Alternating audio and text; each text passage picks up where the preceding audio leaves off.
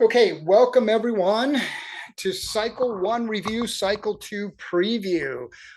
Tonight, Namrita and I are going to take you through a little dive into Cycle 1, some self-evaluation, and then we're going to talk about the why behind Cycle 2 and some of the upcoming things and events we're going to work on.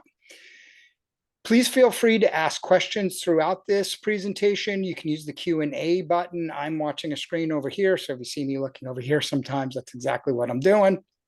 And we'll follow the questions. But one of the things we've noticed in the last presentation or two is maybe people get too far ahead. They just jump in with their end question.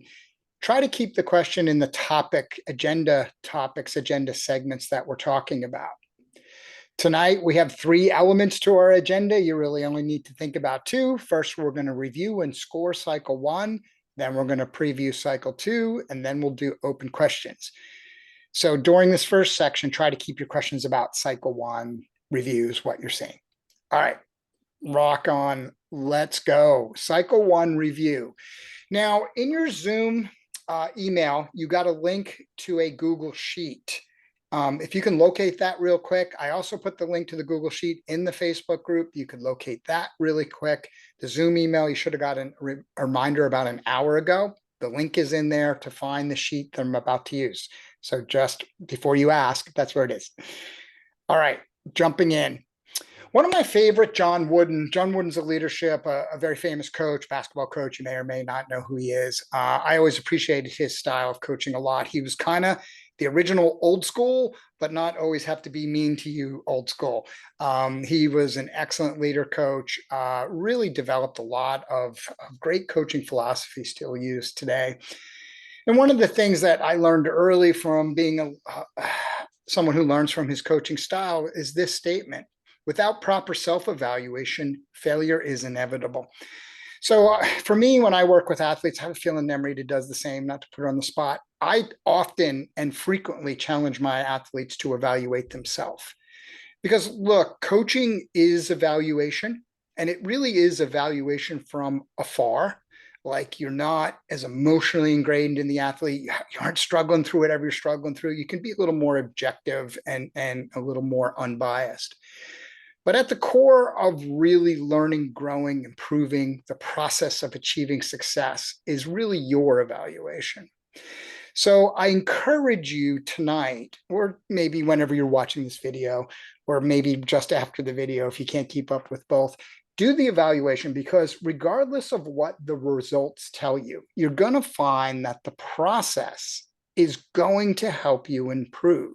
So many times we're like, I don't want to go through that process, or those couple of minutes feel like maybe even a waste of time.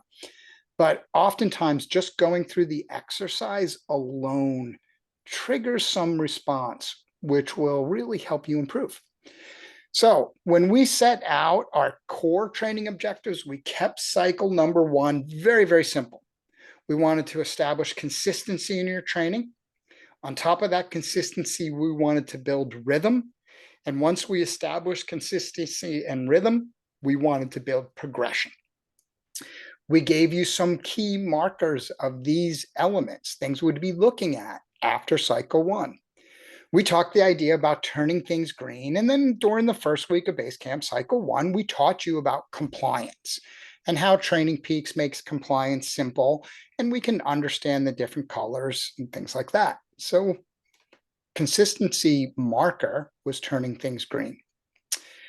Rhythm was this idea that rhythm is built into a well-paced plan, a plan that appropriately balances effort, intensity, impulse, work, and rest, and also delivers a proper distribution of time in different zones.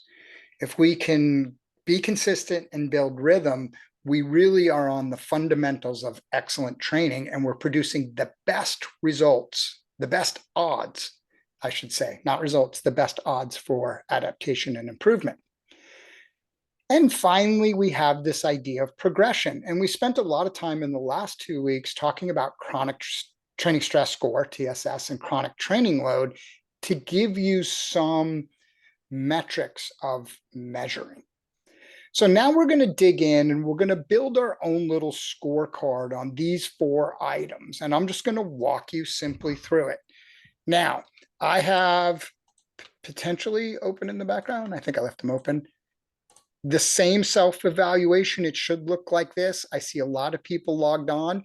You cannot edit this copy. Make a copy. See, please make a copy to edit, right? Just go to File and make a copy.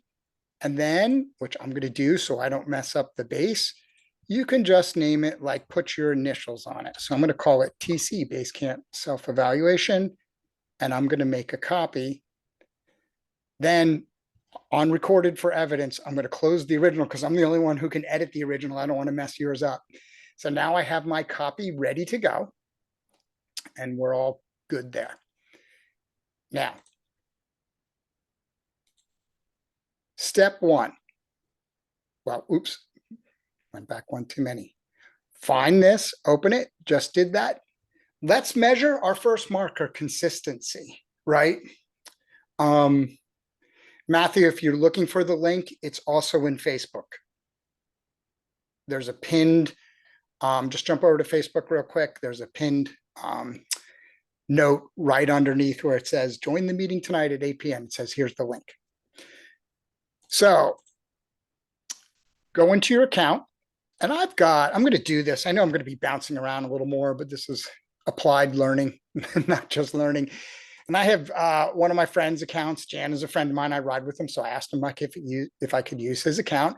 And you could see just by first visual brush, he's doing a pretty good job. He's getting to his greens. Now, all we want to do is this first evaluation if we're consistency, right? If we've been consistent. And it's important because consistency really is the core. It's the key to all great adaptation. It's so funny. I think Paul Jobin posted the Sufferfest or whoever they are now, who really for 3 years have been talking about 4DPP and this exact target and that exact target and doing all this crazy testing and stuff like that. And at the end of the day, they wrote a long article saying, oh yeah, really the key is being consistent. And so much of this, right, you go back to the pyramid you just saw, are really just, if you execute fundamentals well, you get faster. There is no other magic solution until you do all the little things right. So the scoring of this is simple. Count your total workouts, enter that right here in workouts scheduled. Count the number of workouts you've turned green or better. You might be choosing to do a little more and a little extra, totally fine. So you might be orange or yellow, right? Because you did more. That's okay. Count that in your number. Put that here in your workouts green or better. It will give you a percentage score. It'll do the math for you, just a very simple spreadsheet thrown together. If you've done 90% or more of your workouts, that's an excellent. If you've done 80% or more, or 80 to 90, if you want to be specific, that's good. If you're kind of less than 70, you need some improvement. Now you noticed I just kind of ranged this. I didn't connect all the numbers and stuff like that. The idea here is you'll generally know. Again, the power is going through the process. The number of times I actually watch people do this and they missed a lot more in their first feedback. So what did you learn? You know what? Often the first feedback is, I missed more than I thought. And that's comes sometimes the real challenge of consistency. We tend to remember very well the ones we did, and we don't always remember the ones we didn't do. Simple enough, that's scoring number 1. Scoring number 2 gets a little more complex, but again, easy enough to do. When we look at this idea of just doing the work in time and zones, let's start with time and zone. We really look at this as a measure of intensity. So here's 6 training zones, and here's a time and zone. I just grabbed this from somebody's account, to be honest, I don't even know who. But if we do a deeper dive, this is an optimization view. Like when I look at these, my first answer isn't, wow, is this athlete doing this correct or incorrect? My first thought is their training being optimized? Because you only have X amount of time, you have 10 hours a week to train, just a nice round number. If we can stay in the zones and the places we're supposed to be and do that really well, that's optimization of the 10 hours we have. I see this, and this is something I see all the time. This is one of our people right now, last 28 days. And they're racing Zwift 2 times a week and doing high intensity workouts in between because they're racing Zwift, and high intensity, of course, must be the solution to racing Zwift even more. And this is what it's last 90 days. Sorry. This is what their time in zones looks like. What happens when you do that is you accumulate a tremendous amount of time in zone one, which is really not that productive. I don't want to say not productive. All work has some benefits, but it's pretty low productivity. So if you think about a high percentage of their time going to a non-productive event, they also have this little spike up in these higher zones. And that's why I do this little line, right? Like if you look through it, it kind of forms a smiley face. That's never great training. Well, maybe if you're just like 4 weeks before a peak, it might not be so bad. I shouldn't say never, but certainly not good base training, because the response, the adaptation from this will really just, your anaerobic capacity will go up, your glycolytic efficiency will go up, but you'll lose threshold, you'll lose aerobic capabilities, things like that. The price of this is very high. And at the end of the day, cycling is an aerobic sport. So if yours looks like this, or if you realized, oh crap, Tim has mine on the screen, it's not the best building that you're going to do right now. So let's score yours. Go into your Training Peaks account. I'm going to do it again. Don't worry, we won't do this every cycle. I'm just kind of going a little easier for everybody to track. I didn't look at your time and zones. And if you notice when you hover over, you get a percentage. I want you to go in, click this little hamburger bar, and just do the last 28 days, apply, apply, and close. Now look at Jan since he's begun base camp. Notice a big difference in what we just saw in the example, the bad example, right? You really see that he's got a fair amount, some time in zone one, he's 21%. He's 56% in 2. He's 15%. I think you get the idea. Hover over yours and think about it. Then what I want you to score in your rhythm, as part of the rhythm, is what's your percentage of time in zone 1? And what's your percentage of time? And just hover over, you can see it right here. Percentage of time. So if you're looking at a good rating, and and again, these aren't hard numbers. So if time in zone 1, you want to be less than 17%. We want to minimize our time. Look, some of it you're warming up, you have some time in between intervals, things like that. But particularly when we're on the trainer, we want that to be pretty low. If you're outdoors and dealing with terrain, and particularly mixed terrain, maybe your excellent number is 20 to 22%. But the reality is it should be pretty low. Good is if you have that zone 1 between 18 and 23%, and look to improve 24%. Now, again, if you're outdoors, I don't know, add 3 to 5% to each one of those categories, because again, outdoors can be a little harder, but it's very doable. Every year, it surprises me how many people are like, I can't do this workout outside. Yes, you can, and we're going to dig deeper and deeper into that as we go. Your time in zone 2, if you were to hover over this second one, you should be above 60%. That's excellent. 61 to 51%, that's good. So remember what was Jan, 56%. So he's good. He's getting generally in the work. If you're below 50%, you need to improve. Now, I could have pointed out these shouldn't be very high, but I don't like to make self-evaluation a self-punishment exercise. Let's just look at what we're doing, put that score together. Okay, next score, progression. Now, this is simple, but a little more complicated. Actually, it's pretty simple. All you need to do to measure your progression is find week 1 in your program, which started on the 27th of November. Look, and week 1's always a little odd because we tested and just kind of got up and running. But between week 1 and week 2, I went from 62 to 62. So that's 0 growth. Then you went 62 to 65. That's a 3. Then you went 65 to 65. So that's 0. And you can see what Jan's doing, actually, what's hurting him. He's running and really shortening some of his long days with runs, which is perfectly fine. Jan's a runner. I know he's always working towards some bigger running. He cycles also, but that is what it is. All I want you to do is once you look at those changes, just count the difference in between each week. And then we can enter the difference between week 1 and 2, 2 and 3, 3 and 4, and you will get an average number here. It'll pop up in red right there. If that number is, that's funny, typo. I'm going to fix the sheet and I'm ready to make sure I remember to do this. If it's greater than 2, that's excellent. If it's 2 to 0, that's good. If it's less than 0, that needs to be improved. And it's this number. We're going to talk more about CTL. Some of you might have been working pretty hard to make this happen. So we're going to show you some ways to kind of balance some numbers out.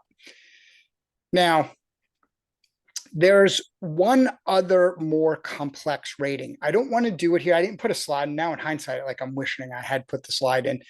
I want you to score your intensity control. And we'll be talking about this more in week 1, like next week. And what I want you to do, and again, this is going to take some math. So just, that's why it'll slow us down too much. Look at the total hours of week 1 through 4. So let's say you train 10 hours a week, right? Each week, 1 through 4, not the rest week we're in now, just 1 through 4. That would be 40 hours. And then on a little calculator, total up your total TSS. Use only your bike hours. If you're tracking yoga and strength and other stuff, don't use those. Just use bank hours. And then come up with a TSS per hour. If your TSS per hour is less than 46, that's good. If your TSS per hour is 47 to 49, I'm sorry, if it's less than 46, that's excellent. Oh, that's funny. So I'm definitely struggling with the typos. I'll fix the sheet right away. Sorry about that. I thought I had, to be honest with you. I must have opened up the wrong one. So 47 to 49 is good, and less than or greater than 50 is improve. So in reality, we want it to be lower. I think this is a constant mistake, and I've hinted this to a couple of people, and this is why right now I wish I had done a slide on it, even though the math is complex. There was a couple of people who posted, well, my CTL was higher in the summer, and I went and looked, and you were getting like 60 TSS an hour. 60, I saw one person with 65 TSS an hour. When you see the numbers that high, that's bad. Might even call it really bad. So what we want is TSS per hour gives us an excellent insight into your overall training load and the intake or the uptake, how fast, how rapidly we're taking that load on. During base training cycle 1, you should see more like 43 to 45 as your constant. If you followed the training plan exactly, you'll see 45 to 46, or I'm sorry, 42 to 46, depending on what plan you're on. If you're adding and doing more intensity, it's going to start to creep up. If you're creeping over 50, you're making that smiley face. There's a little too much hard work in the mix. Those are your 4 elements of ratings. Put those ratings together. So Matthew asks, if we track a lot of non-cycling events, walks, is there an easy way to figure out? No, that's why you really should just track the TSS from your cycling. TSS is a metabolic scoring built around the efficiency of cycling. So I know we like to use heart rate. Like I guarantee you, there's hundreds of people that will watch this video, and where half this audience can post the formula for regular TSS, I guarantee none of you could post the formula for heart rate TSS. You don't even have any idea how it's created, but we use it. And it's not bad. I do happen to know how it created, but focus on cycling. TSS is built around cycling, physiological efficiency. You should only probably add numbers for that, my opinion. If not, there's no easy way, Matthew, sorry, just take out the others as best you can and score yours. We will be talking about this TSS per hour a fair amount in the middle of this upcoming cycle, because it's going to allow, as we ramp up, it's going to give you a very neutral comparison a way to review your past training and ask yourself, was I training too hard? Because I'm using it right now to make sure you're not training too hard. You're doing the right work. Now, when we do this and we look at our report card, right, and we're looking at the scorecard, I want to make a closing 2 points in closing. And then Namrita is going to tell us about cycle 2. A wish is something we hope happens. A goal is something we make happen. The main difference between wishes and goals are clear purpose, effort, and priority. So there's a lot of people, and it always happens at this time of year as you're trying to find consist, particularly because, well, one, let's face it, December is always a hectic month, right? We're all kind of waiting to get to like January 2nd. Life calms down a little bit and we can roll on. But honestly, in these evaluations, it helps us see, like, one, do we have the right goal? Do we have a big, is our dream to do something? Like maybe you just have the wrong dream. Like, and it sounds crazy. Like, what do you mean? And I'm saying you can accomplish it. But if you have a wish, a big dream goal, you're going to have to make goals. We're going to make it happen. And what that means, and the term we use is process goals. You can have a big wish, a big, I want to accomplish, a big hairy dream, whatever that is, that you have podium at this biggest event that you're going to next year, and you're just going to crush it and do great. But if you can't commit to the process, the activities it takes to get there, it's, you're just hoping it happens. You're hoping it works out. So what we're helping you measure here is, are you implementing the process goals that are structured into Basecamp? Namrita and I built these goals, and this is just training. Menachem built strength. Namrita also built nutrition. We're giving you the process to get where you're going. We just need you to commit and, look to execute, I guess is the right word. So my challenge to you as you go into cycle 2 is, what are 3 things? Like, maybe you nailed it. Maybe you were excellent in every range, and that's cool. That's awesome.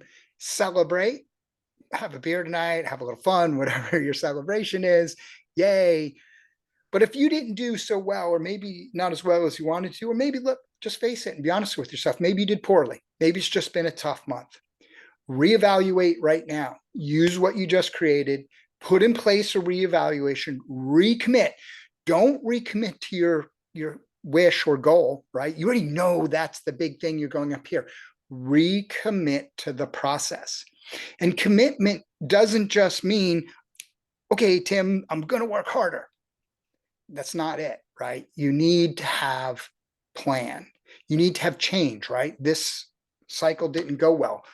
So my challenge to you, on your plan, write it off to the side, type it in there. What are 3 things you can do differently to score all of these excellence?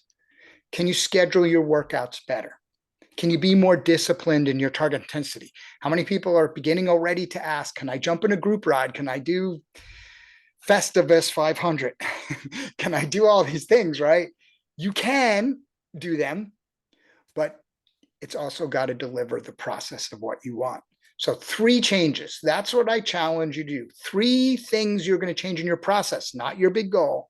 3 things you're going to change in the process that are going to drive you to improve your ability to scorecard excellent in your cycle reviews.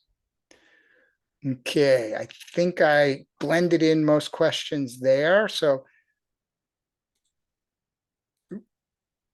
Namrita, I'm giving you slide control and you should have it.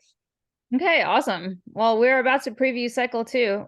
We always think it's important that you guys understand the why behind what we're doing, and that helps you to score better. It helps you understand the importance of, getting through the work and not just putting blind faith in us. So if you want to do that, your blind faith is welcome, though. We'll take it.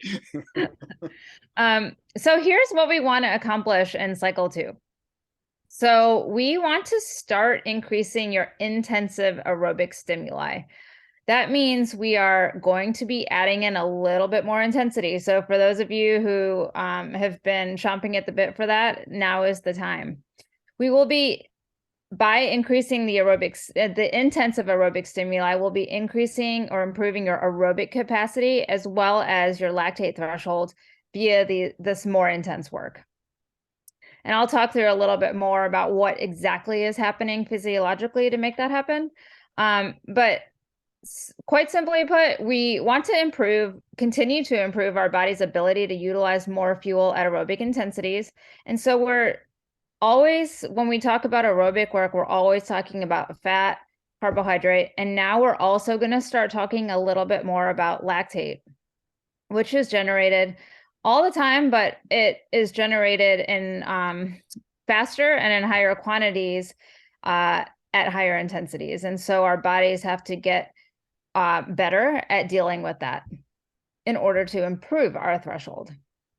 So those two things, utilizing more fuel, fat, carbs, and lactate, as well as managing the lactate produced at these higher intensities, are two of the main things that are really going to be the focus of cycle 2. Again, if you race, improving your race specificity is going to start now. Obviously, again, like we say it all the time, but cycling is an aerobic sport. Now we're building on the foundation of what you've developed in cycle 1, which is a good start. But now we're also going to start layering on top of that, still in aerobic manner, but building towards more race specificity. And if you're doing longer endurance races, you're going to be doing a lot of time in the zones that we'll be working in. And also, with the type of work and the type of intervals we're doing, you're also going to continue to improve your muscular endurance. So on the left, we have the modality that we trained within in cycle 1, and it was really high volume, low intensity. So I'm going to be talking about these 3 physiological zones. Like, let's just call them zone 1, 2, and 3 right now. Zone 1 is the easier, lower intensity. You see that in green. Zone 2 is the more moderate intensity. You see that in yellow. And then zone 3 would be high intensity. These 2 lines, I'll talk more about this as I get into the next slides, but this first vertical line that is between zone 1 and 2 is, you can think of that as like your first lactate threshold, or LT1. And the second line you can think of as your second lactate threshold, or LT2, or around your FTP. So you can see the majority of our work, as we just looked at in our scoring, was done in zone 1, with a tiny bit in zone 2 and hardly anything in zone 3 if you did it as intended. But now we talk about increasing the intensive aerobic work. You can see in cycle 2, and it'll be this way in cycle 3, even though we will be progressing more, but we're shifting to more of a pyramidal training modality, which means we still have quite a bit in that zone 1 below LT1, but now we have significantly more time in this zone 2, the middle of our first and our second lactate threshold. It's really high quality work, and it yields a lot of really great adaptations. You'll see a little bit here and a little bit more in zone 3, but it's still not the focus.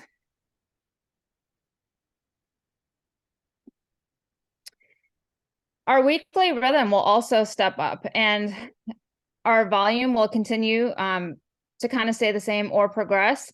But when we want to start progressing the intensity, we have to fit that in somewhere in our 7-day week.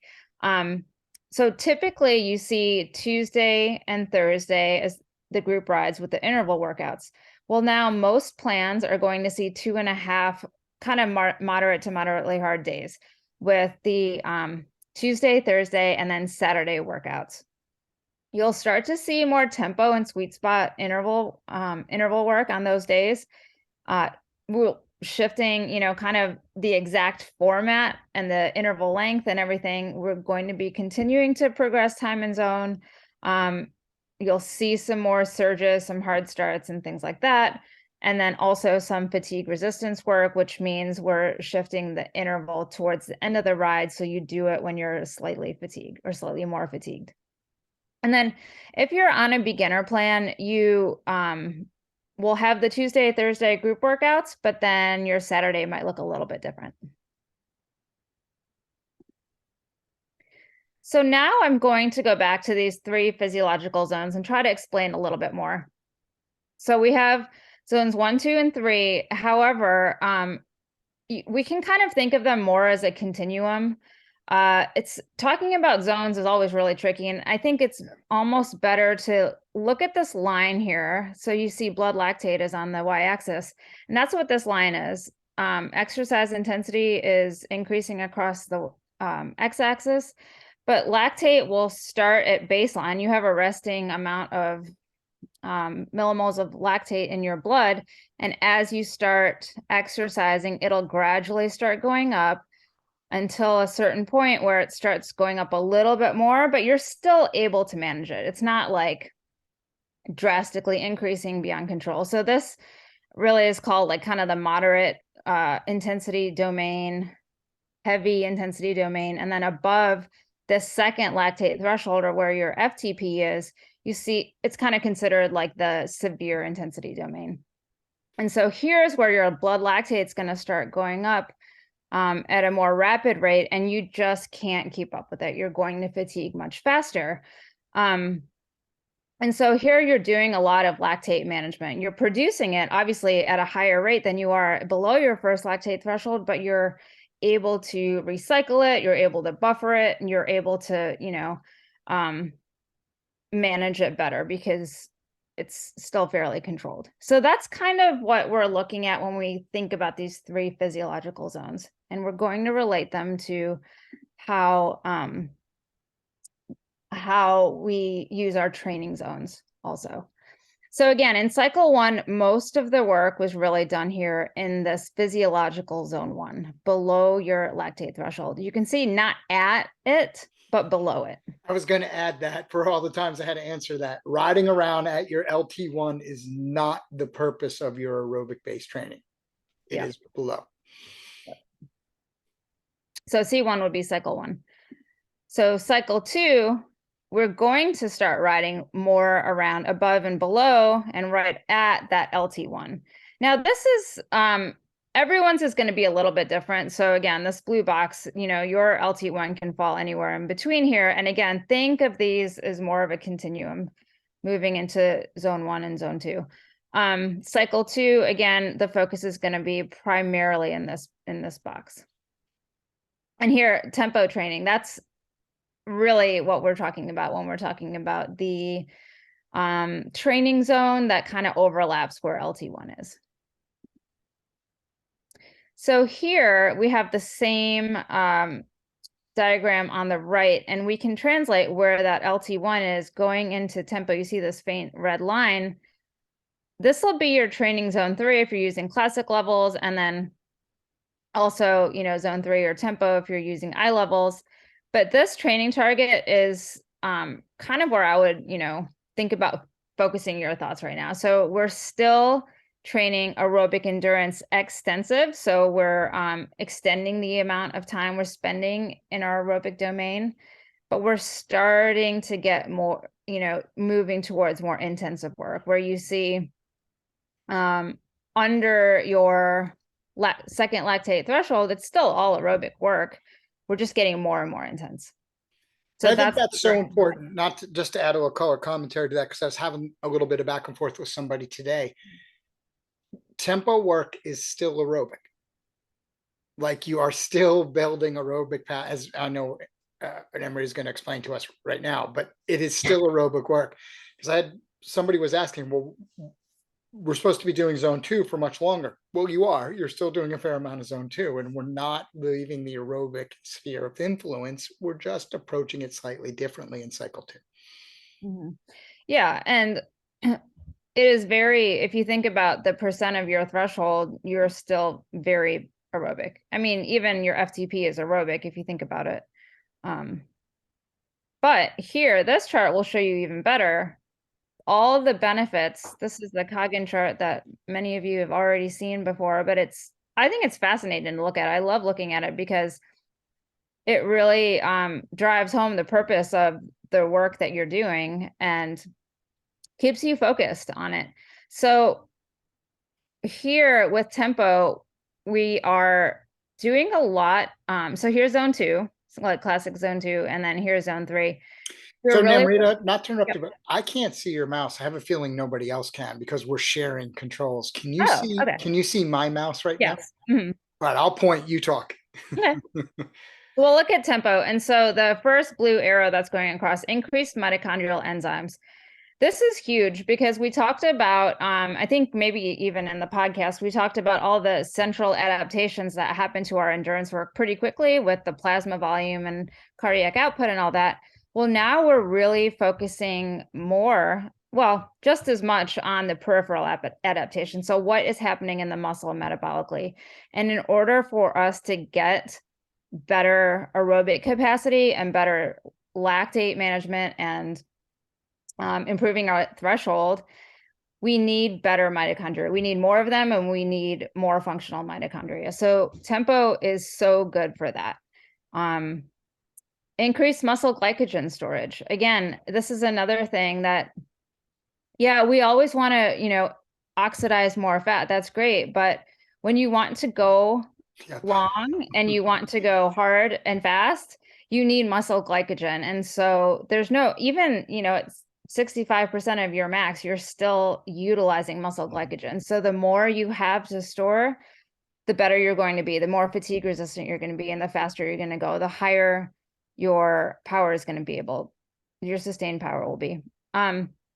So this is, the third thing would be interconversion of fast twitch muscle fibers. This is fascinating. So we have our slow twitch fibers, and then we have our fast twitch. We think about the two main categories, but within fast twitch fibers are those big, like the big ones that are not as fatigue resistant. So they're going to fatigue more quickly and they're reliant on carbs.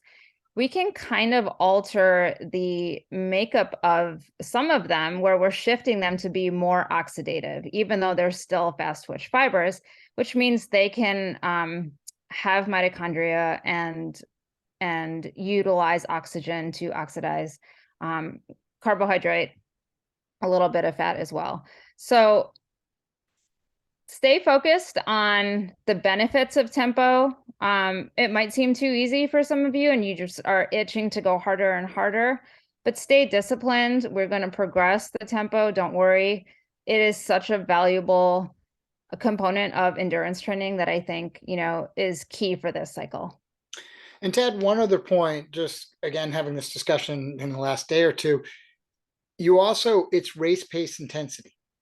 Like if you're a gravel racer, and I know we have a high percentage of gravel racers, you spend a lot of time at tempo and you need to train your body to be good at tempo. It really is a simple intensity approach that it's specificity of training. We want to get good at tempo. We want to get good at gravel racing. We need to be good at tempo. We want to get good at tempo. We need to train tempo. So now we'll talk a little bit more about the fuel utilization and lactate management. So going back to the muscle fiber types, again, we've got slow twitch type 1 and fast twitch type 2, which fast twitch are more broken down into type 2A and type 2B. So this is something that I think people forget. Our slow twitch don't only burn fat. They are red in color because they have a lot of mitochondria, but in order to produce energy or resynthesize ATP in the mitochondria, we need oxygen. And so we call this process aerobic respiration. We need oxygen. So we're still utilizing a large amount of fat and carbohydrate primarily as our energy source. Again, there is some lactate being produced and recycled and used and oxidized, but we can manage it. It's not problematic because again, you know what that feels like under your first lactate threshold. You kind of know it's there as you're starting to get into tempo, but it's still not a problem. You can still ride tempo for plenty of time before you start to get fatigued. Now, in the type 2A and B, there are the fast twitch fibers. Those are more glycolytic. They're primarily relying on anaerobic processes to produce ATP. So they fatigue really fast. They're engaged very quickly and can produce high amounts of power very quickly, but they are reliant on carbohydrate and they're going to use a lot of it very quickly, and then they're going to deplete quickly. Again, the type 2A fibers that we can sort of move towards with endurance training do have some oxidative capacity, which will help your overall aerobic capacity. So I'm not going to talk through this slide in detail. It's more, I want to kind of give you a visualization of what's happening in the muscle fibers from a metabolism standpoint. This is the cytosol of the cell. So just think of this as like the outside of the muscle cell. And then this yellow part is the mitochondria. So I made a note here, only the type 1 and type 2A fibers will have this mitochondria. But out here, we can start to take in fatty acids from the blood. We can take in glucose. And here, we can produce ATP only through glucose. We can make energy, or ATP. We can also produce some lactate. But there's where it stops in the fast twitch fibers. That's really our only process. If we want to use fat to make ATP or to resynthesize ATP, we have to go into the mitochondria. So we need oxygen. Glucose also will continue through pyruvate and go into the mitochondria to go to the Krebs cycle, electron transport chain, to make a lot of ATP. So this is where we're really getting the most ATP derived from carbohydrate and from fat.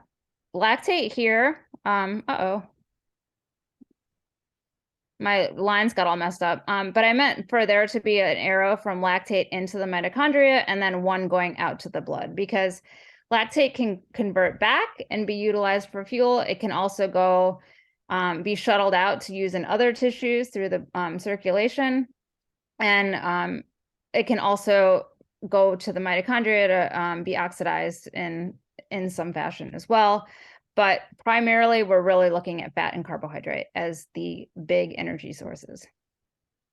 And yes, there will be a test on that, everybody, at the completion of the presentation. I was trying to make that simple. We always get the questions, so I think it's like helpful for some people to visualize. But this is another one that I think is also a little bit helpful when we're thinking about the type of training that we're doing. So I wish these lines, I didn't take the time to color coordinate, but zone 1, again, is below your LT1. So here we have lactate over time. If you're just riding in that below LT1, you're going to see your lactate, pretty much stay flat. Zone 2, where we're going to be more so in cycle 2, in addition to zone 1, you'll see your blood lactate start to rise for sure. But then we're going to get much better at making this line more flat. So that's what we are doing in the training in cycle 2. Otherwise, if you go beyond this, if you try to push too hard and you start chasing watts and you start doing more group rides and whatever, you could end up more in the severe domain. Your blood lactate's not going to come back down. It's just going to keep going up until you it's just, and here is what's happening is we can't recycle the lactate fast enough. The demand for energy is too high when you're pushing. So pyruvate just has to go to lactate, and then it just starts building up in your bloodstream. And there's other things that are happening too, like acidosis and things that are the fatigue signal. But if you're thinking about, everyone's always thinking about lactate now, this is what we're going for in zone 2.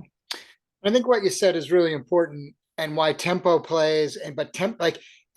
We do a lot of zone 2, endurance work in cycle 1, and we're slowing everybody down. Now it's like, okay, we're going to do tempo, so we're going to go harder, but yet we're going to slow you down, because you really don't want to create those, what you're seeing in the orange and the red. Once you do start collecting the lactate, it's not like, oh, well, I only went hard a couple of times and everything just returned back to normal. That's not quite true. I mean, it could be in really short efforts. The reality is you're simply changing the impact and the impulse response. Like, we're trying to get your body to send the signal, a specific signal, to adapt to this because I need that to perform in my big event. When you see the orange and the red line separate like that, that's a dramatic change in the signal. what you're telling your body, the work you're doing is the change in the signal. That's a proxy for the strain you're creating, the difference in that strain relationship. So it's like that changes the work. It changes what we're trying to accomplish in training. Mm-hmm. Yeah. And I mean, the plan is built with that impulse, the intended impulse. So if you're trying to always ride harder than the target watts, you're changing that signal is no longer there.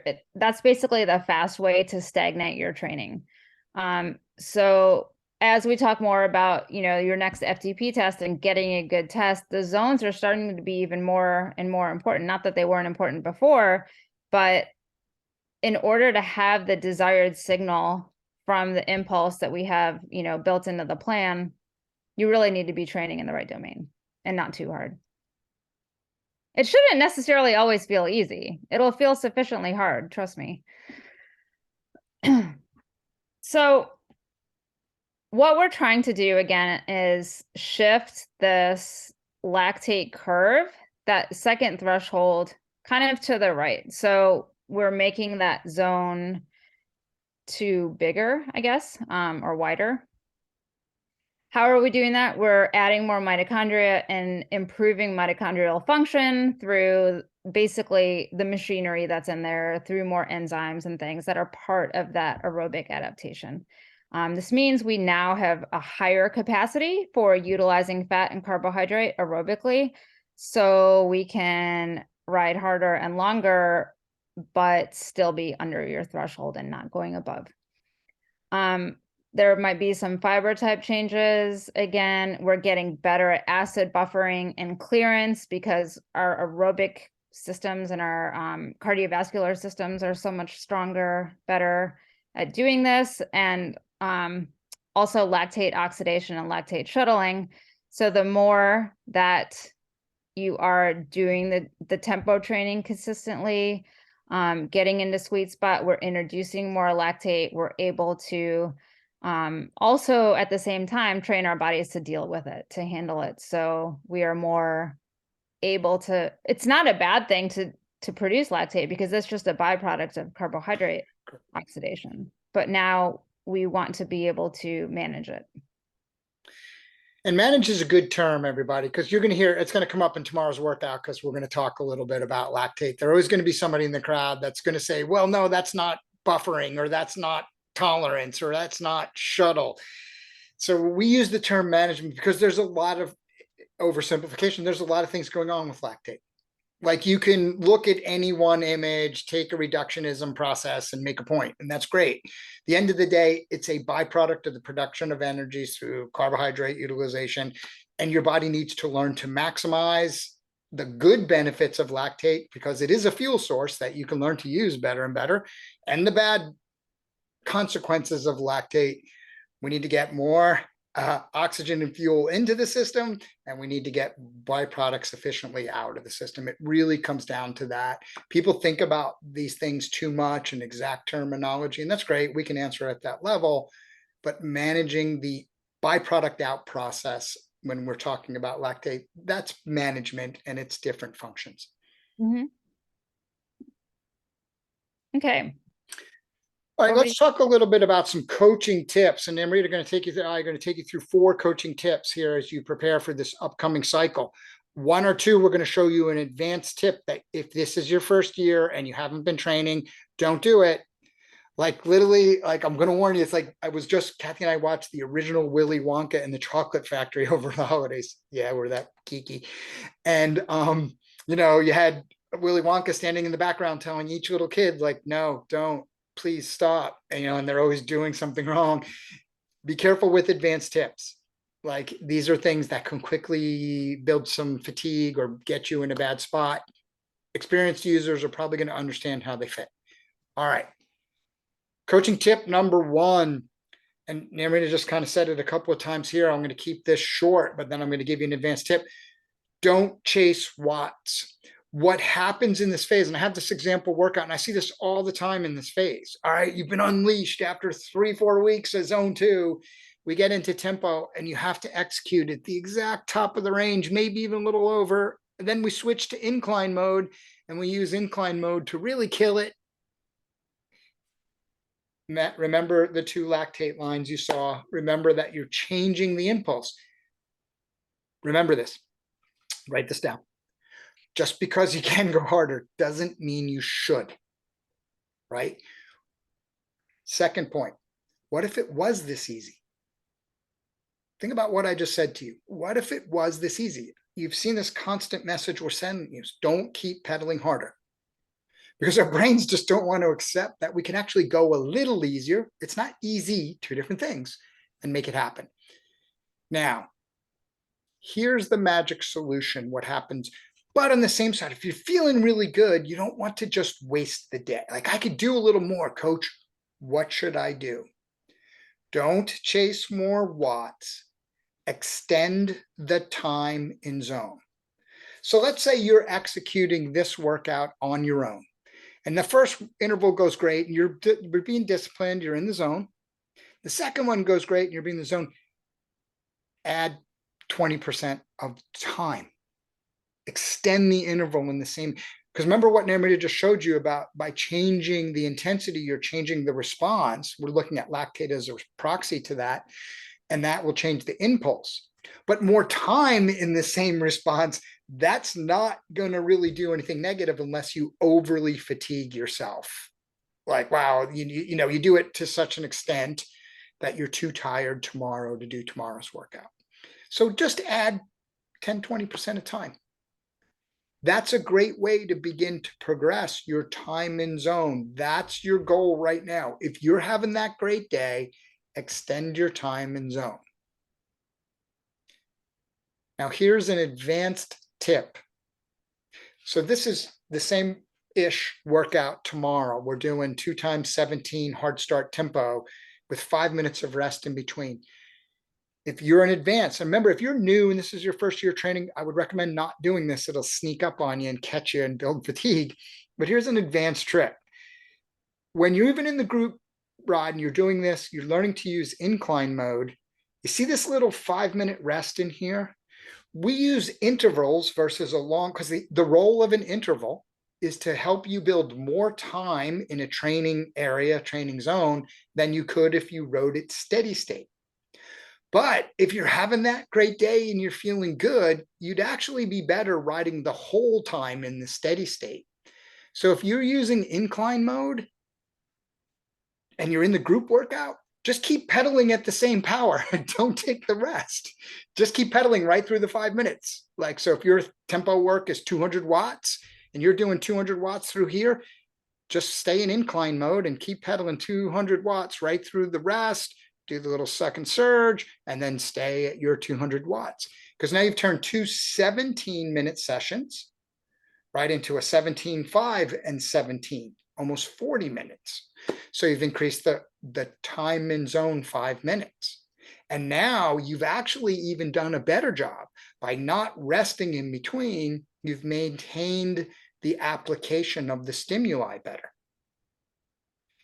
If you're a developed athlete, you've been training, you have some training maturity, this will likely improve your adaptation. There's never a guarantee.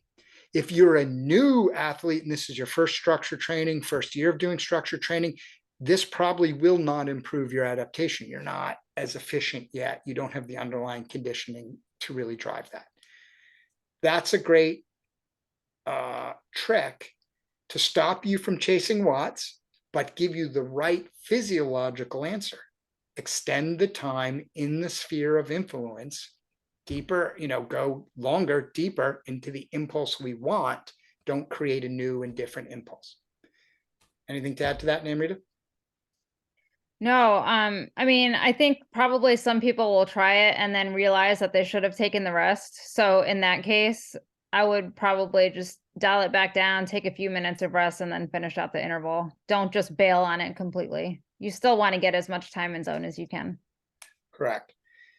Beth just asked, would you do that this Thursday with the test on Saturday? Probably not. Probably not. It might be a little bit too much fatigue to test it out, particularly if you've never done it. so probably not. But all next in cycle 2, you'll see a lot of intervals like that that'll give you the opportunity to close the gap. Simple way to add time. And then if, wow, you're really rocking, add a little time on the end too. How? Just keep pedaling an incline. Even the workout, even if the group goes into, that's strange. I'm sorry. I did not think I had Skype over. I'm getting spam calls in the middle of the session. Okay. Next tip. Look, master the modes. Be able to move between erg and incline, right? Because it's going to give you flexibility to execute what I just showed you. Very simple tip. Most people are starting to get this. We're getting there. I know erg and incline. Tomorrow we're going to mix them again. And I know I'm going to have to answer the question to a bunch of the people that aren't in the base camp program, which is fine, but they're all going to say, well, what's incline mode? And I'm kind of back to scratch, right? But if you haven't mastered indoor training, the ability to move to erg and incline, master it. Because what's going to happen here is we're going to move to sim mode utilization in cycle 2. So now you're like, oh gosh, there's another one. There's a third mode. So Namrita, what's the master tip on using sim mode? Like, I mean, I know you do it, I do it. Others are already doing it because we have a lot of vets, but what is the tip? Yeah, so you're not going to load a workout when you go into Zwift. You're going to see the workout and you're not going to load it. You're just going to choose a world to ride in, and then you can load your workout and have it on your head unit, or you can do it like I do it, and I just remember the workout or write it down. When it gets more complicated, I'll have to probably choose my Garmin. But you can look at your Garmin and run the workout. But in Zwift, nothing's controlling the power. Nothing's giving you a target. It's literally you and the road and the bike that you have and the draft that is or not there. The terrain is going to really influence your output. So if you want a steady long tempo, choose a flat route. Don't choose like a really rolling route because you're gonna have to shift a lot and it's just gonna get frustrating. So yeah, I mean, it's just like riding outside, and that's kind of the goal. Is we want to get you to where your riding indoors can better translate to going outside. And you can pick rolling courses and do some shifting because you're not going to crash going down the hill too fast. Right. You're pretty safe there. I mean, if you do crash going down the virtual hill, that's on you. That's not a base camp problem. Yeah. So I mean, most of you are probably pretty good at doing that. If you haven't ever done anything outside of erg, then probably start to do some of these workouts on a flatter route. And you can do that in group rides.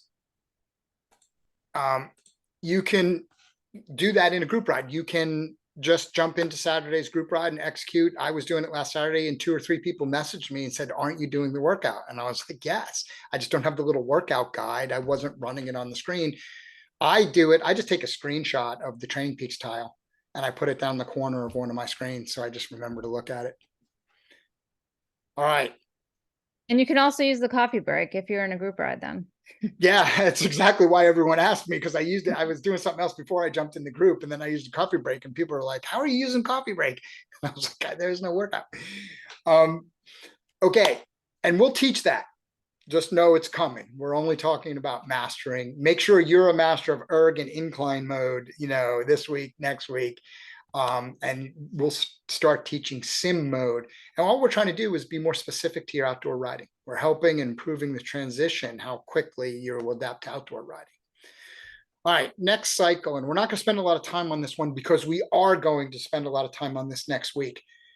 As we move into these higher intensity modes and we're looking at things like storing better muscle glycogen, we need to focus more on fueling and recovery. And Namrita and I are going to put out a toolbox next week. I think it comes out on Monday or something like that. I forget exactly where it is. That'll be the 4 R's of recovery that are going to teach you a superior recovery technique that includes fueling and other things, looking beyond just eating something after you get off on the bike. It's going to give you a group of areas, a group of things to really work on to improve your recovery process. Because as that intensity ticks up, a mistake I see athletes make all the time, they don't tick up their recovery with it. They're still, and look, life is, and we have stress and we have stuff we're managing and things like that. But if you look at the 4 R's, find, and really what I like to say, and everyone says it, train hard, recover hard. That's one of the key things we're going to build. Some of the best coaching you're going to get here in cycle 2 is learning how to do that better than ever. Final coach tip, and then we're basically done.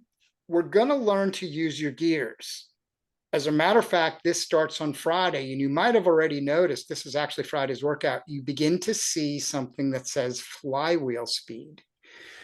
We are going to put out a toolbox, and then I'm actually going to do a deeper nerdcast on this on Sunday to understand how the modern trainer deals with kinetic energy. Ooh, we're going to do cool science stuff. And we're going to begin to understand the role of kinetic energy and how it impacts your pedaling, to keep it simple, your application of force, because it does. And as these flywheels on your trainers get heavy and heavier, remember your old trainers, you'd have fluid trainers and magnet trainers, and had a little flywheel or a little wheel really around that was your tire was mounted on, stuff like that. Now, if you think about these trainers, they're freaking heavy because that flywheel is anywhere from 17 to 20 pounds to give you better road feel. But that's actually impacting the way you make power. So starting on Friday, we're going to have you begin to target the control of that flywheel by using gearing to impact it. So again, we don't want to get too deep into that here because it's coming, but just kind of pointing out some of the things we'll be working out. This will again help you. This has impact beyond just carrying your fitness outdoors. This actually has pretty good impact on teaching you to be a better pedaler. But watch the Friday and Sunday programs. A lot of discussion, I'm sure, will happen on this next week. All right. Before we go to Q&A, key sessions this month upcoming, we have yoga on January 5th. Keith and Rebecca are awesome at yoga. If you haven't done our yoga class, jump in there. Fantastic leaders. We have the women's Q&A coach panel on January 10th. Always a spectacular event. I know our team has put together a pretty exciting panel. So make sure you're checking that out in the calendar and things to do. January 17th, Carrie Jackson is doing Intro to Sports Psychology. You know, Carrie's going to kind of walk us through the background, setting a better mental process, things like that. January 20th, we have the Alpe du Zwift climbing challenge. So the second big climbers. So I know I was with the fast group on the flats on the Gran Fondo when we were all chasing Namrita, and I warned everybody, Namrita's really strong and she's going to whoop up on you on the Alpe du Zwift. So now you get to chase her up the climb. And then finally, we are going to do our first Basecamp University live. Many of you know we have online classes. We've been releasing them about once every 10 days. The next one coming out is going to be live because we're going to be doing biomechanics. We're partnering with My VeloFit. You're going to actually get a special 2-week free, fully functional program to go through this biomechanics class with myself, and Jesse from My VeloFit is going to be doing the first part of it with me. It's a 2-part live education section teaching you how to improve biomechanics and some of the impact of Bike Fit on biomechanics. It's not Bike Fit. Okay. With all of that said, let's get to open Q&A. And Namrita, why don't we, I'll take the first one, you take the second one, and then we'll just go that way. Okay. So 1, for self-evaluation, if we're going to do this again, is there a way in WKO5 to create the self-evaluation chart? Yes, Matthew, you can do it, but I don't recommend you do. Here's why. Going through the process, doing it in an old school way, making it, not just looking at produced data, but literally counting your workouts, going through the manual process is such an important thing in self-evaluation. That's different than looking at a report. That's what I would call, like, looking at a report is a descriptive analytic. Tells me what I've done, and that's great. I want to feel it as I'm counting the numbers. I want to write it down. I want to enter the number.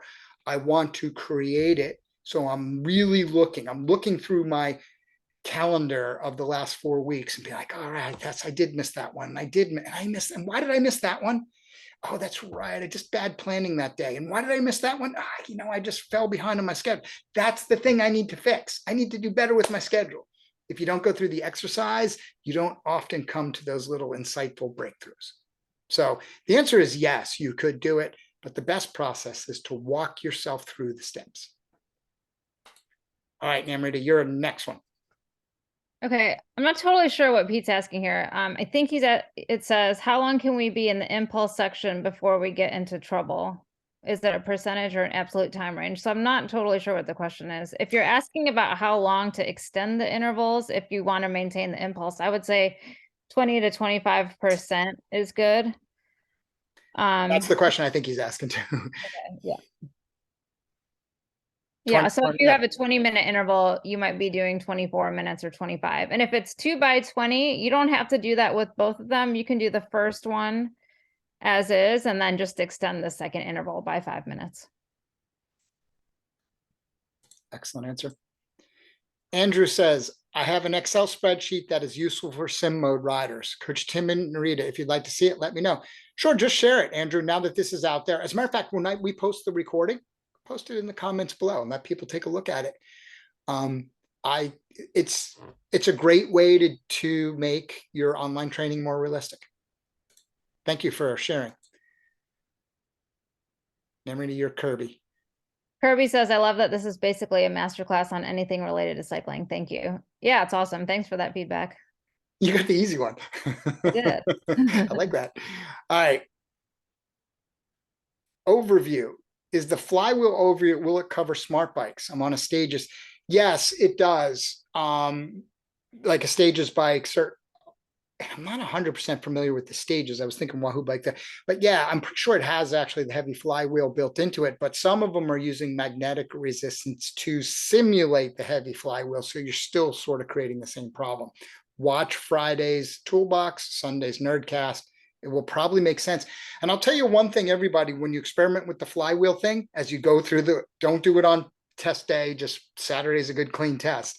But as you even try to play with it a little bit on Friday and on Sunday, it's going to feel more different. For most of you, it's going to be surprising. Well, for 71.5% of you, it's going to be surprisingly different. It's going to surprise you how different it feels in different gears.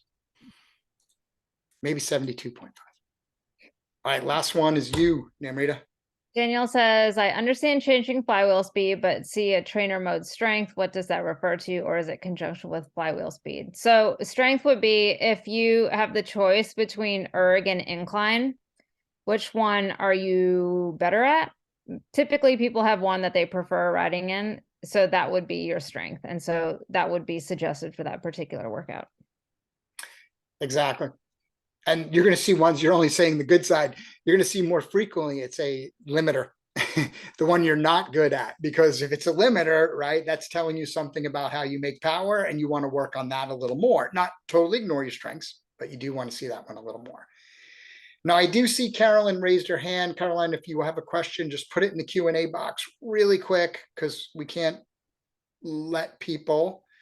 I see people raising hands. It gets a little too hard to track all that, but you can type your question in the Q&A box below if you have one. And we'll give you a minute to do that. Well, as we're waiting to see any other questions, let's just say, hey, thanks everybody for a great cycle one. Hopefully, there's cycle one is always kind of the most hectic. Not only are you learning a lot of new stuff, then we're coming out of holidays, we're going into holidays at the end of cycle, we're all juggling travel, schedule, things like that. The goal in cycle two, we really settle into the rhythm of just doing the work, getting stuff done, and excelling and growing. As always, post any questions you have in the Facebook group. We'll be glad to answer them. Hopefully everybody's enjoying the group workouts. The attendance has been great. We have been super stoked to see so many people. And we doubled the time versus last year. And we have a 7 a.m. Eastern, a 10 a.m. Eastern, a 5:45 p.m. Eastern, and a 9 p.m. Eastern. There was a couple of people who didn't know, because you West Coasters at 6 p.m. That's why we started that 9 p.m. in Eastern. So there is that later one for you.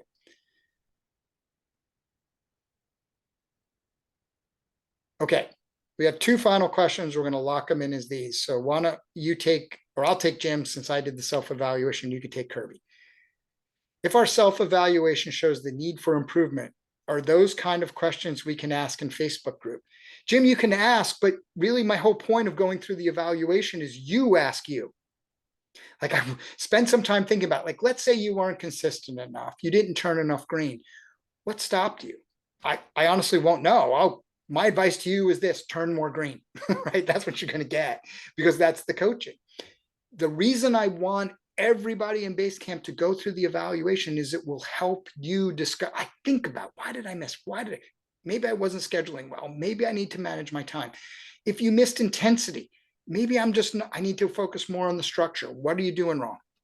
Do that self-evaluation first and get your own answers. Then yes, you can ask more questions, or how to achieve, or how to implement some of your thinking, and we'd be glad to help. But the process goal here is you have to absorb the information, create 3 changes you're going to make to improve, then we can help you more. You're on Kirby there, Amrita. Kirby, how counter indicated or maybe counterproductive is bumping up a level of volume now between cycles 1 and 2? Does it make a difference if the bump is from the lowest volume to the next level? Yeah, I mean, if you can bump up your volume 1 level, I think you should. We're still very aerobic, and you're going to see, you're just going to see more, you have more opportunities for the signal for adaptation when you are riding more. So if you can feasibly do it and you can still progress, then I would do it. If you can maybe ride a little bit more here and there, then you should probably just stay with your current volume, because remember, everything needs to keep progressing. So if you can ride more consistently, then go for it. Couldn't agree more. And I know, Kirby, we were all kind of discussing this in Facebook. I mean, you'll do better with more volume. There's a question within your question: how much should you jump? Maybe I would not jump. Like if you're in the 6 to 8 hour plan, going to the 8 to 10 hour plan cycle 2, and then if you're doing well and you have the time, go to the 10 to 12 hour plan cycle 3. Don't jump so much in 1, because that's going to slow down your adaptation, and it decreases the odds of really getting exactly what we want. You could get lucky and withstand it and get a better impulse, but I always play the odds. That's always my style. Let's put situations in play that have the best odds of success. All right, I think we've got it. Thank you, everybody, for being on. Thanks, Namrita, for all the great insight and learning. And we're back at it tomorrow. We'll see you in tomorrow's group ride. Thank you. Good night. Good night, everybody. Bye now.